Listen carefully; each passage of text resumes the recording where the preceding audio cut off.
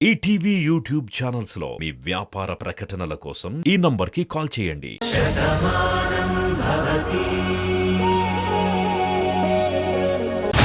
ఇప్పుడు చెప్పు కార్తీక్, భాను నిన్ను మోసం చేసిందో లేదో ఇప్పుడు చెప్పు కార్తీక్.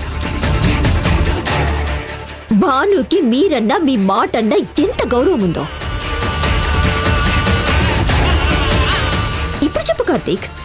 నిజం దాచిన భానుని, మీ అన్నయ్యని చంపిన హంతకుణ్ణి ఏం చేస్తావో?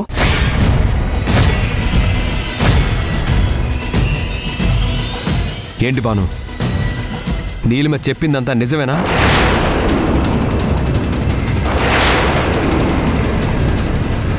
అంటే అది అది ఇది కాదు, నిజమా కాదా? నిజమేనండి.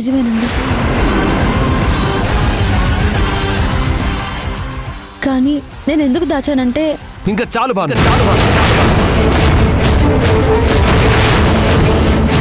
ఇన్నాళ్ళు నేను నిన్ను ఎంత నమ్మాను, నన్ను ఇంత మోసం చేస్తావా? ఇంత నాటకం ఎందుకు ఆడావు పార్దు? ఏ నాటకం ఆడలేదు కార్తీక్. ఆ రోజు అలా జరుగుతుందని నాకు కూడా తెలీదు, కానీ జరిగింది. నాకు భయం వేసి ఇల్లొదిలి వెళ్ళిపోయాను. డాడా నన్ను చేరదీశారు. నేను నా గతాన్ని మర్చిపోయి డాడాతోనే ఉండిపోయాను.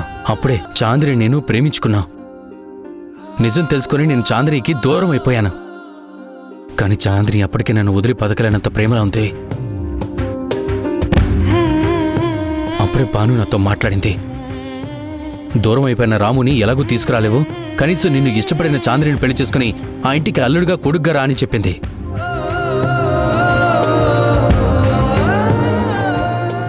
ఈ నిజం తెలిస్తే మీరు తట్టుకోలేరని దాచేమే, కానీ మిమ్మల్ని మోసం చేయాలని కాదు. అవునండి, జరిగిపోయిన పొరపాటు సరిదిద్దుకునేది అయితే ఎప్పుడో సరిదిద్దుకునే వాళ్ళం. కానీ పోయిన ప్రాణాన్ని ఆ దేవుడు కూడా తీసుకురాలేడు. కనీసం చాందిని అయినా ఆనందంగా ఉంటుందని అన్నయ్యని ఈ ఇంటికి అల్లుని చేశాను. ఇప్పుడు చాందిని కడుపున మీ అన్నయ్య రామునే పుడతాడని అత్తయ్య మురిసిపోతున్నారు. మీ అందరినీ ఆనందంగా ఉంచాలన్న ఆశయంతోనే మేము నిజాన్ని దాచాము. కానీ ఈ నిజాన్ని ఎప్పుడో తెలుసుకున్న నీలిమ అప్పట్నుంచి నీలిమ మమ్మల్ని బెదిరిస్తూనే ఉంది. ఇప్పుడు కూడా మమ్మల్ని బెదిరించే వచ్చి మీతో చెప్తుంది. ఏంటి కార్తీక్ అలా చూస్తున్నావు? నిజం ఎప్పుడు తెలిస్తే ఏంటి? దోషులు నీ ముందున్నారు. వాళ్ళని పట్టుకొని ఆ చెంప ఈ చెంప వాయించి మెడ పట్టుకొని బయటికెంటేసే.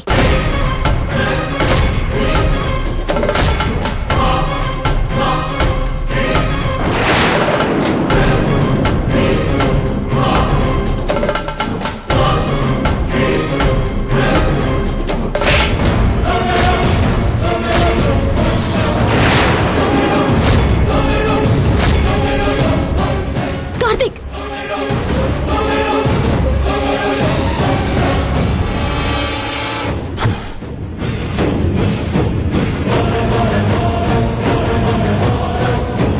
స్వార్థపరులు వాళ్ళు కాదు నీలిమ, నువ్వు. వాళ్ళు నిజం దాచారంటే అర్థం ఉంది. ఎందుకు దాచారో చెప్పడానికి సమాధానం ఉంది. కానీ నువ్వెందుకు దాచావు? అంటే అది ఇంకాపు నీలిమ, నువ్వెంత స్వార్థపరురాలువో నాకు అర్థమైపోయింది. నీ స్వార్థంతోనే దాచావు. ఈ ఇంట్లో గొడవలు పెట్టాలని దాచావు. మమ్మల్ని అందరినీ కూడా పిచ్చి వాళ్ళని చేశావు.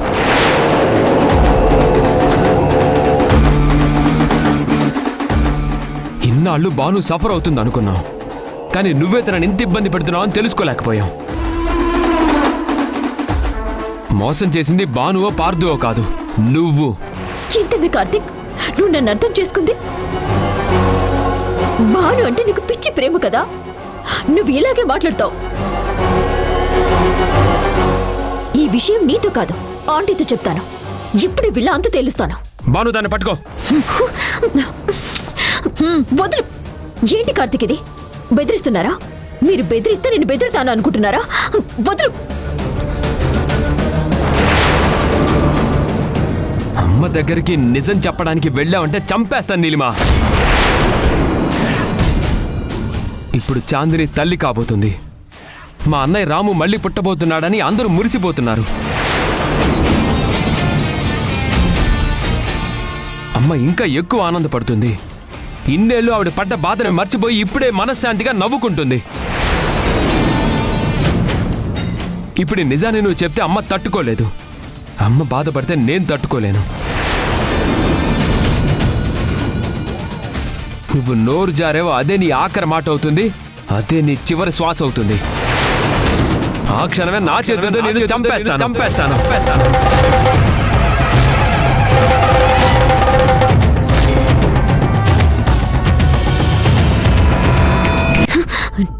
నో, అలా జరగడానికి వీల్లేదు. ఏంటి నీలిమా, ఏం జరుగుతుందో తలుచుకున్నావా? నీ ఊహే నిజమవుతుంది నీలిమా. నీకు నిజం తెలియగానే చెప్పుంటే నువ్వనుకున్నట్టే జరిగేదేమో. కానీ ఇప్పుడు నువ్వు కార్తీక్కి చెప్పినా, అత్తయ్యకి చెప్పినా నువ్వు స్వార్థంతో చెప్పినట్టే అవుతుంది. తప్పు మేం చేసినా నువ్వు చేసినా శిక్ష మాత్రం ఒకేలాగుంటుంది. ఇక నేను ఈ ఇంటల్లుణ్ణి, తను ఇంటి కోడలు, క్షమించే అవకాశం ఉంటుంది. కానీ నువ్వు ఇంటికేమవుతావు? బంధువువా? ఆత్మీయురాలివా? రెండూ కాదే. జస్ట్ కార్తీక్కి స్నేహితురాలు మాత్రమే. నీకు పెళ్లి చేసి పంపించాలని అత్తయ్య అనుకున్నారు కాబట్టి నువ్వు ఇంట్లో ఉన్నావు. అదే నువ్వింత కుట్ర చేసావని తెలిస్తే నీకు పాడి కట్టి పంపిస్తారు. అది మర్చిపోకు. ఇకనైనా బెదిరించడాలు మానేసి బుద్ధిగా బతుకు. లేదంటే తెలుసుగా నీ బతుకు ఏమవుతుందో మరొక్కసారి ఊహించుకో. చూడు నీలిమా, ఇన్నాళ్ళు నువ్వు నన్ను ఎంత బెదిరించినా, ఎంతలా ఆడించినా ఎందుకు సహించానో తెలుసా? నాకేదో అవుతుందని కాదు, నా జీవితాన్ని నేను కోల్పోతానని కాదు. తనకి తెలియకుండా జరిగిన దానికి మా అన్నయ్య ఇప్పటికీ బాధపడుతున్నాడు. ఆ రోజు తన వల్లే అలా జరిగిందని మా నాన్న ఇప్పటికీ కృంగిపోతున్నారు. ఎవరు ఎంత పశ్చాత్తాపడినా కొడుకుపోయిన బాధలోంచి అత్తయ్య ఎప్పటికీ కోలుకోలేరు. ఈ గాయాలన్నీ మానకుండా ఎప్పటికీ అలాగే ఉంటాయి. వాటిని మరింత పెద్ద చేసి ఇంకా బాధ పెట్టడం ఇష్టం లేకే నువ్వు ఆడించినట్టుగా నేను ఆడాను. కానీ తెగిపోయేటప్పుడు దారం బలము, విడిపోయేటప్పుడు బంధం విలువ తెలుస్తుంది. నువ్వు పరిస్థితిని ఇంతవరకు తీసుకొచ్చావు కాబట్టే నీ పరిస్థితి ఈరోజు ఇలా అయిపోయింది. ఇకనైనా ఒళ్ళు దగ్గర పెట్టుకుని ఉండు. నా అనుకునే వాళ్ళకి అన్యాయం చేయాలని చూసామంటే నాలో సహనం చచ్చిపోతుంది. ప్రతి మనిషిలోనూ మంచి చెడు రెండూ ఉంటాయి. సందర్భాన్ని బట్టి సర్దుపోవాలి. ఎదుటి వాళ్ళని బ్లాక్మెయిల్ చేస్తే దానికి నువ్వే బలవుతావు. అది తెలుసుకో. పదన్నయ్య.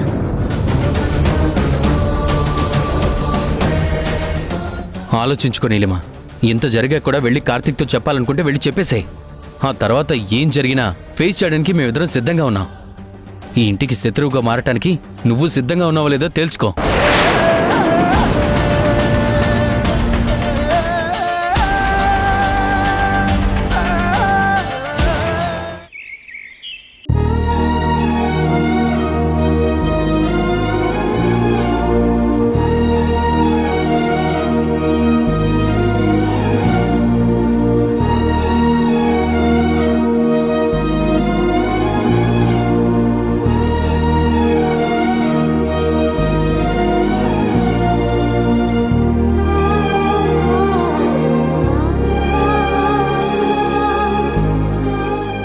అంకుల్, ఇవ్వు.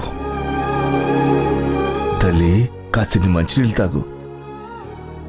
లేమ్మా, తీసుకో, తాగు.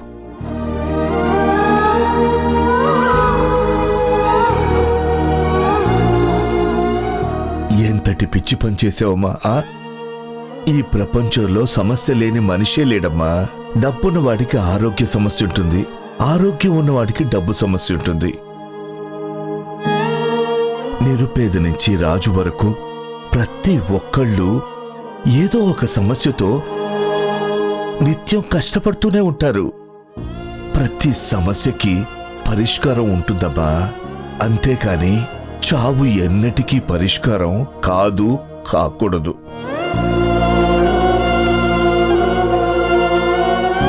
పరిష్కారం ఉన్న సమస్య అయితే ఈ ప్రాణాలు తీసుకునే ఆలోచన నాకెందుకు వస్తుంది పెదనాన్న? జీవితంలో ఎన్నో జరగాలని కలలు కంటాం, కానీ జీవితమే కళ్ళైపోతే కళ్ళు మోయాలనుకుంటాం. ఇప్పుడు నా పరిస్థితి కూడా అదే.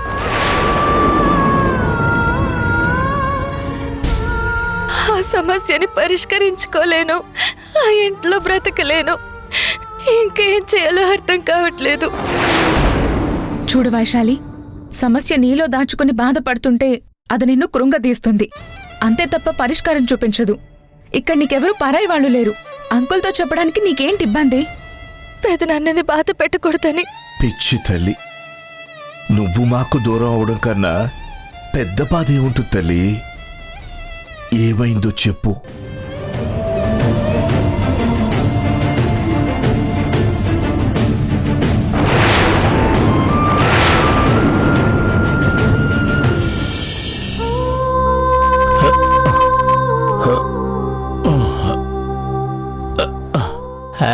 వైశాలి, ఏమండి వచ్చారా? ఏంటి భర్త వచ్చే వరకు ఎదురు చూడాలి తెలీదా?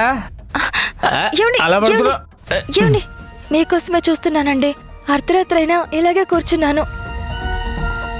పడుకోమని అత్తయ్య చెప్పినా మీకోసమే చూస్తున్నానండి. అబ్బా, ఎంత బాగా కవర్ చేసుకుంటున్నావే. ఎప్పటి నుంచి నేర్చుకున్నావే నాటకాలు? ఏంటండి ఏం మాట్లాడుతున్నారో మీకైనా అర్థమవుతుందా? ఏంటి నేను తాగుపోతున్నట్టవా?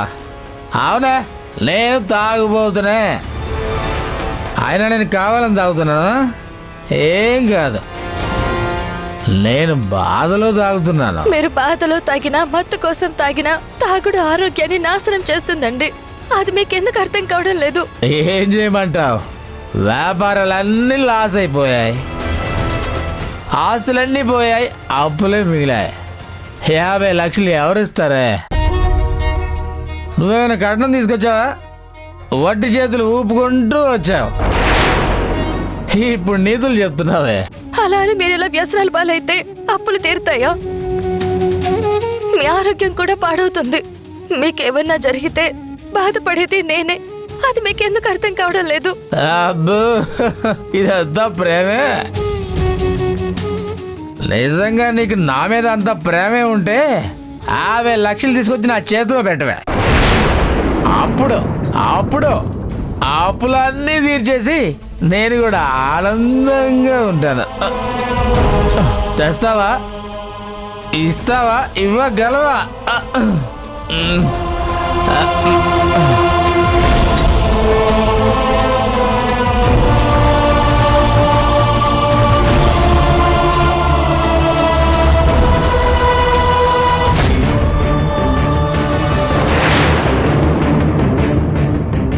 అభిరామ్ అంతలా మారిపోయాడా?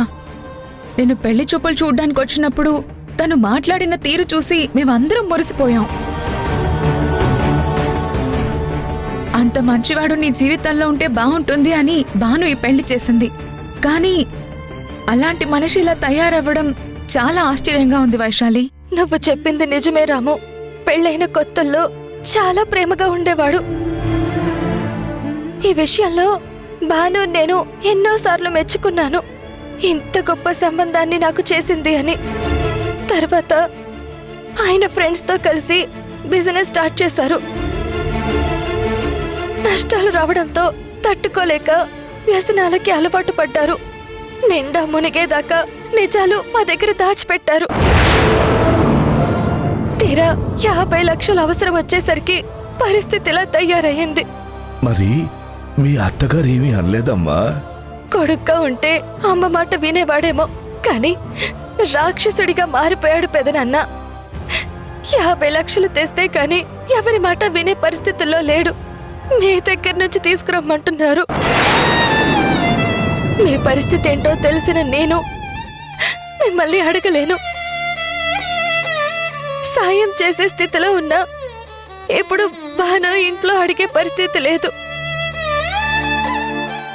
అందుకే పెదనాన్న మీ ఎవరిని బాధ పెట్టకుండా నేనే చచ్చిపోదాం అనుకున్నాను. నేను ఈ ఇంటి మనిషిని అనే కదా ఇక్కడి నుంచి డబ్బు తెమ్మంటున్నారు. ఆ ఇంట్లో బ్రతుకుతాను అనే కదా అతను డిమాండ్ చేస్తున్నారు. 3 ముళ్ళు వేశాను అనే కదా ఇంత మూర్ఖంగా ప్రవర్తిస్తున్నాడు. అర్థం చేసుకోలేని భర్తతో నేను జీవించలేను పెదనాన్న, అలా బ్రతకలేను. నేను తండ్రిగా ఎంత పాస్ అయ్యానో నాకు తెలీదు. నా 2 కూతుళ్ళు నన్ను ఎంతగానో ప్రేమిస్తున్నారు. కానీ నా పిల్లలకి ఏవేవో సమస్యలు వస్తూనే ఉన్నాయి. వాటిని పరిష్కరించడంలో నేను ఎప్పుడూ వెనకపడిపోతున్నాను. నా వల్ల ఆడపిల్లలు కన్నీళ్లు పెట్టుకుంటున్నారు. 2 కూతుర్ల జీవితాలు చక్కదిద్దాయి అనుకుంటే భాను పరిస్థితి అలా ఉంది. ఇక్కడ నీ పరిస్థితి ఇలా తయారైంది. పెదనాన్న, భగవంతుడా, నా బిడ్డలకేంటి ఇంతటి కష్టాన్ని ఇచ్చా?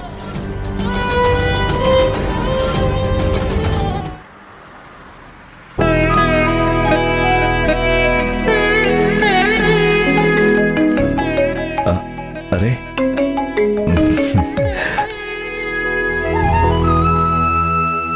బంగారం, ఎలా ఉన్నావు తల్లి? నాన్న, నేను బానే ఉన్నాను. మీ ఆరోగ్యం ఎలా ఉంది? బాగానే ఉన్నానమ్మా. నీలాగే రాము కూడా నన్ను జాగ్రత్తగా చూసుకుంటోందిగా. భోంచేశారా నాన్న? లేదు తల్లి, ఆఫీస్ వర్క్ చాలా పెండింగ్ ఉంది, చేసుకోవాలి.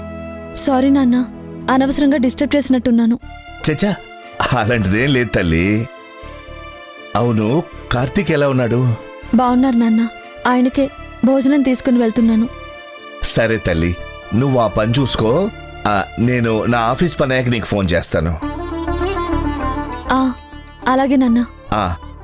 జాగ్రత్త తల్లి.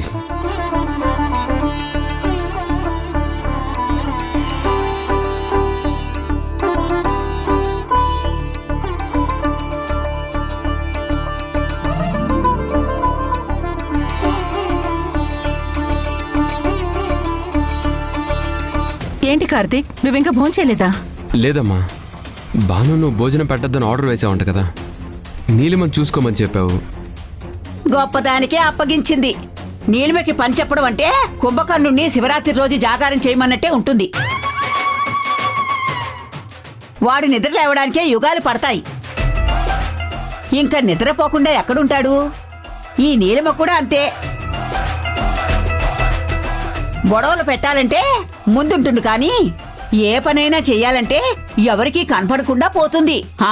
అమ్మమ్మ అమ్మమ్మ నేనే, నువ్వేమీ గుర్తు చేయక్కర్లేదు. ఒకటి గుర్తు పెట్టుకో ఊర్మిళ, పిల్లల ఆకలి తల్లికే తెలుస్తుంది, భర్త బాధ్యత భార్యకే తెలుస్తుంది. ఏ మగాడినైనా ప్రేమగా చూసుకునేది తల్లి పెళ్ళామే. మిగిలిన వాళ్ళు ప్రేమగా నటిస్తారు అంతే. ఈ నీలిమ అందుకు అతీతురాలేమీ కాదు. అనవసరంగా నీలిమ మీద నమ్మకం పెట్టుకున్నాను. నా కొడుకుని చూసుకోవడం నాకు బరువేం కాదు. ఏంటిది? కనబడటం లేదా అన్నం? అది నాకు తెలుస్తోంది. ఎందుకిది అని అడుగుతున్నాను. ఆయనకి భోజనం పెట్టాలత్తయ్య. 9 గంటలకల్లా భోజనం పెట్టేసి టాబ్లెట్స్ వేయాలి. కానీ మీరు చెప్పిన నీలిమ ఇంతవరకు ఏం చేయలేదు. ఉండబట్టలేక నేను తీసుకొచ్చాను. ఆయన సంగతి నేను చూసుకుంటాను. వద్దు అని చెప్పాను కదా. చూడండి అత్తయ్య, నేను మీరు చెప్పిన ప్రతి మాటకి విలువిస్తాను. చివరికి నా ప్రాణం తీసుకోమన్నా ఎందుకో నడకుండా తీసుకుంటాను. అంతేకాని ఆయన్ని చూసుకోవద్దంటే మాత్రం నేను వినను. నా భర్తను చూసుకోవాల్సిన బాధ్యత నాది. తనకేం కావాలన్నా చేయాల్సింది నేనే. ఇది పెళ్లిలో మీరు నాకు ఇచ్చిన హక్కు. దీనిని మీరు కాదు కదా, ఎవ్వరూ కాదనలేరు.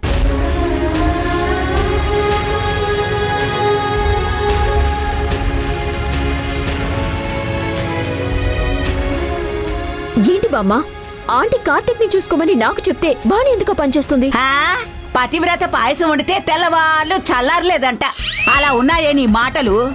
ఊర్మిళ నిన్ను చూసుకోమంది నిజమే, కానీ తమరేం వెలగబెట్టారు?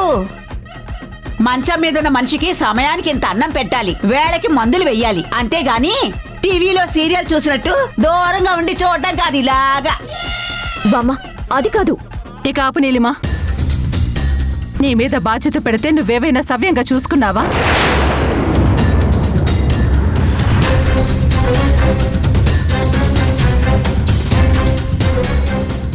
సారీ ఆంటీ, ఏదో ఆలోచిస్తూ ఉండిపోయాను. ఆలోచిస్తున్నావంటే ఇందాక అత్తయ్యకి ఏదో విషయం చెప్పాలన్నావు కదా, ఆ విషయమేనా? చెప్పేసేయ్.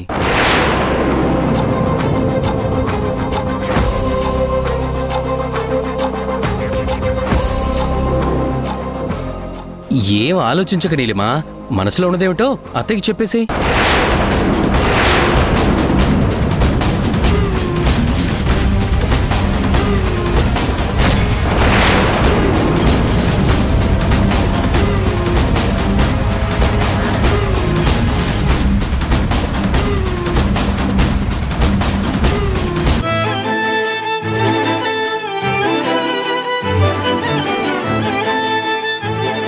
చిన్నప్పుడు వాడి చేయి పట్టుకుని అడుగులు వేస్తూ నువ్వు నడక నేర్పావు. తప్పటడుగులు వేస్తుంటే పడిపోకుండా పట్టుకున్నావు. ఇప్పుడు వాడు నడవలేకపోతుంటే చెయ్యి పట్టుకుని బాను నడిపిస్తుంది చూసావా? వాడితో 7 అడుగులు నడిచినందుకు, జీవితాంతం నడిపిస్తాను అని మాటిచ్చినందుకు వాణ్ణిప్పుడు నడిపిస్తుంది.